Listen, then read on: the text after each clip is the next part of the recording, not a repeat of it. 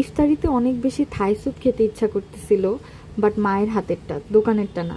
তো মাকে বললাম, আর আজকে তোমাদের সাথে শেয়ার করব থাই স্যুপের রেসিপি। ডিমের কুসুম, মুরগি, লেমন গ্রাস, তারপরে চিংড়ি মাছ, বেবি কর্ন, আদা, আরও নানান প্রকার মশলা। আর এটা দেখো ঘরে বানানো টমেটো সস। কে কে রেসিপি চাও বলো তো, কমেন্টে জানাবা। এটা মা বানাইছে, আর পুরোপুরি হয় নাই, বাট দিয়ে দিল, কারণ এটা তো রান্না করা হবে। সব কিছু মশলাপাতি আসলে অত বেশি বেশি দোকানের মতো দেওয়া হয় নাই, ঘরে যা যা ঘরের মধ্যে ছিল ওগুলা দিয়েই বানাইছি। তারপরে সব কিছু দিয়ে নাড়াচাড়া দিয়ে পানি দিতে হবে। আর তেমন কিছুই কোনো কঠিন না, কিন্তু পানি দিয়ে জাল দিতে হবে, তারপরে রেডি হয়ে যাবে। মুখের মধ্যে আদা, তারপরে চিংড়িগুলো যখন কামড় লাগতেছিল না, এত বেশি মজা লাগতেছিল। আর মাকে বললাম বাটিতে দিতে, তারপর দিচ্ছে। আর আমি যখন ভয়েস দিতেছি, এটা হচ্ছে শেষ রোজা, আর বৃষ্টি পড়তেছে, এত ভালো লাগতেছে বাইরে দেখতে।